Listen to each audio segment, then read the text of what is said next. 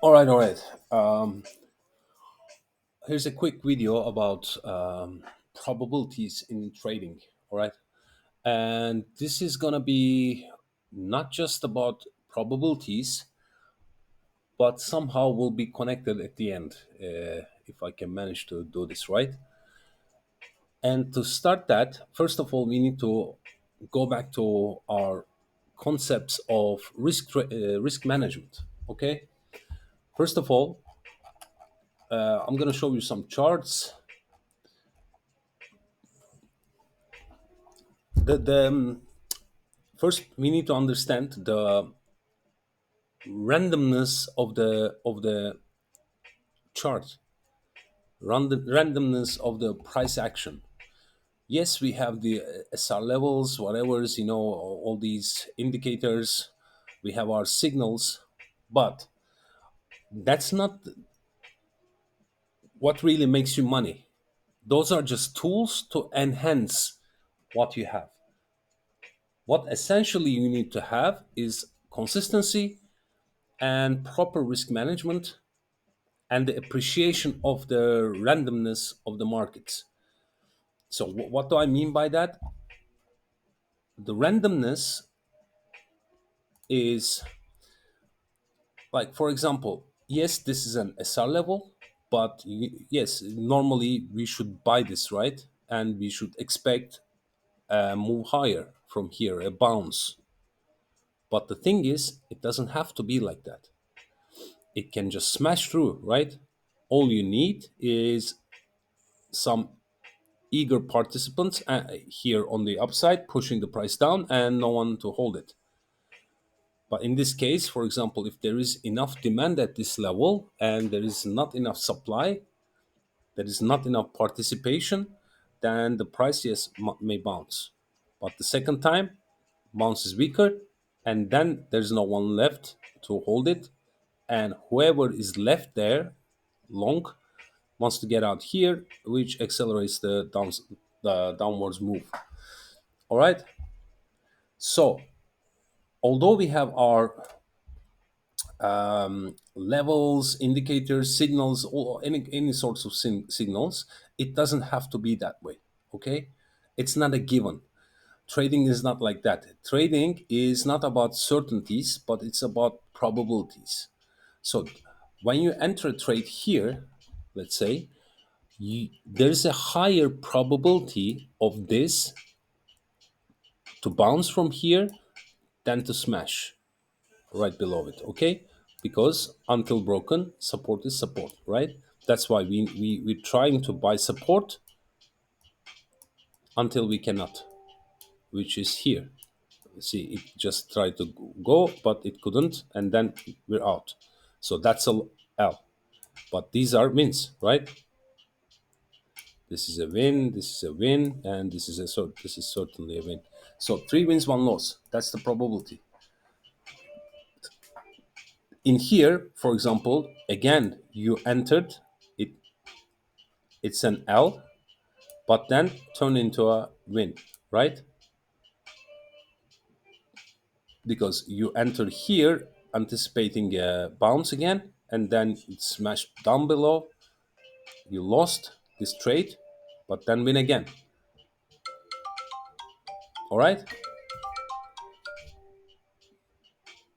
So you need to understand this first. So that's why when you have a system that says buy the support, for example, you need to buy support every time, and you're gonna get occasional losses, and that's okay because you got 4 wins here and 2 losses, which is fine, right? And plus, since the invalidation is close, which is the below the level, right, let's say, or below here, for example, the R here is much greater than the loss, right? This is your loss risk, and this is your R, which gives you 6R. Even with by winning this trade and you lost all of these, you should be fine because you already made 6 times more of your risk. and every time you lose, let's say you lost every single one of them, five more, you're still on the positive. That's the essence. That's the essence of trading. Okay, the idea is to take the setup no matter what and just manage your risk. But if you do this setup, this idea is valid only if you're applying consistent rules to your trading. If you risk 2% here and then start risking 5% on the next and the next, then you're already in the negative. So you need to keep doing what you're doing. That's the thing. But if only you, I'm not saying that you cannot increase risk. For example, if you have something like this, a breakout, then you can increase the risk, like take 5%, 10% risk, whatever, you know, with a tighter stop. And 10% is a little bit outrageous, but let's say 5% risk, double down the risk, and then you quote this move. That's where you make the money, the real money. Okay, so let's talk about drawdowns and why you should be consistent. Okay, I'm just gonna put some images here, hopefully, if I can.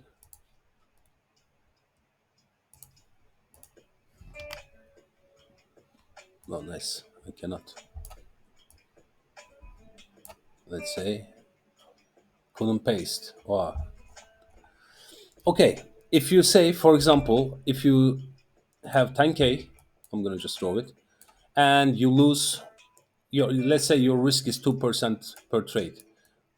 On the first loss, you lose 400. Okay, let's say 20,000. You lose 400. Okay, and then you are left with 19,600. Let me just write it properly so it doesn't look like ass. Okay, so okay, I'm taking this here. So 2% risk. Okay, for let's say 20,000. Okay, you lost 200, and then this is left, right? And then you risk again 2%, 392. Okay, and now you're left with 19,208, and now you can risk. You get the point, right? But because the capital is the decreasing, the amount you risk is decreasing also. This should be 400, by the way. Okay, yeah. So at the end, after 10 consecutive losses, basically what happens is, 10 consecutive losses, you have 675, and now you can risk 333. See, after 10 consecutive losses, you pretty much lost 20% of your capital, which is not so bad. Also, you shouldn't be losing 10 trades in a row. Okay, that's a very low probability. It's at least like 50% probability. It's not 100%. It is like it should be really hard if you have a good enough strategy. But what happens if you risk more per trade? Then this can go up to 60%, because the initial will be 2,000 initial loss, and it's going to go like 1,800,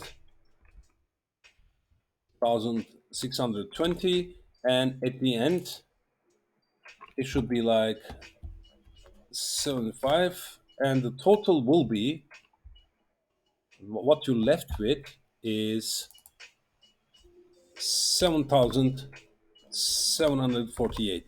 Now if you're here, you're fucked. Okay, that's the idea. If you're here, you're fucked, because you just dig yourself a deep hole to get yourself out of. This is really, really tough to recover from. So, what you want to do is you don't want to risk more than you're supposed to. Okay, that's why they say 2%, 4% risks and not 10%. Okay, so that's that. And if you lose 10%, you need to make 11% to make it back. Okay, to where you were. If you lose 20%, you're gonna have to make 25% gains to make it back. If you lose 30% of your capital, you need to make 43%. You see, the gap is growing to make it back. If you lose 40%, then you need to make 67% to make it back. After 50, it gets ridiculous, because if you lose half of your money, you need to make 2x 100% gains to make it back to where it was. If you lose 90% of it, you need to make 900%. So it's pretty tough to recover from. Okay. So basically, protection of capital is the key here.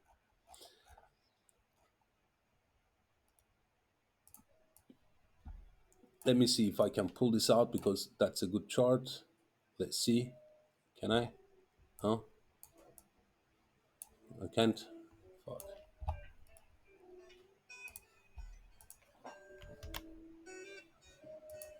Yeah, too big. All right. Um, so if you have a, let's say, 5% win rate, then losing two consecutive trades is 100%. You're gonna lose 100%. And you cannot imagine, you can imagine the, you know you're gonna pretty much lose every single time. But if you have anything above, like 30, actually 20%, then the odds are starting to get in your favor, right? Because in a coin toss, which is 50%, you losing 7 times in a row is 49% only. So I mean, it's very hard, tough to lose 7 times in a row in a 50-50 environment. So obviously, if you're above 50, you're good. But it doesn't matter. It's not so bad if you have 30% win rate but high R, which means you're losing. Whenever you lose 7 out of 10 trades, but the amount you lose compared to amount you win when you win is so little that you can come out in break even or even in profit. Okay, so these are extremely, extremely important things, mathematical things to consider. And let's tie it back to our probabilities. When we're taking a trade, when we say that, okay, for example, does taking the trade here make sense for you to go there? Where is my invalidation gonna be? Where do I know that I'm wrong on the idea? I should put it here, right? But then does it make a good enough R ratio for me? I'm not making enough to bypass all this. But if I buy it here, and then now I have a 4% ratio.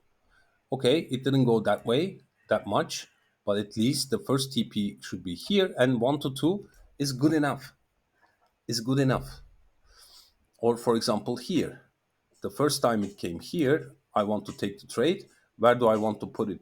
Here in the trust candle that pushed the price up. Okay, so where do I aim for? Let's see this supply. That's a 5%, 5R ratio. So we're not taking this trade because it's a sure thing.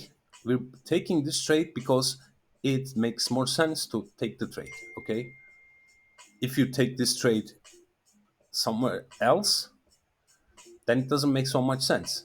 So basically, that's why we want to buy around this area and sell around this area, because the probabilities, if the price wants to go, I know where I'm wrong, right? And I'm gonna be removed from the trade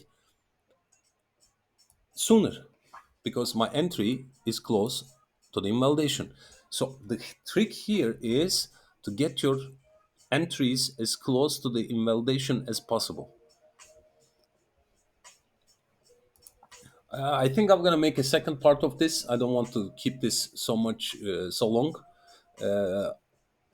I think I'm gonna make a second video explaining some concepts in more detail. But I think this is a good one to start off with. And let me know what you think, please. Cheers.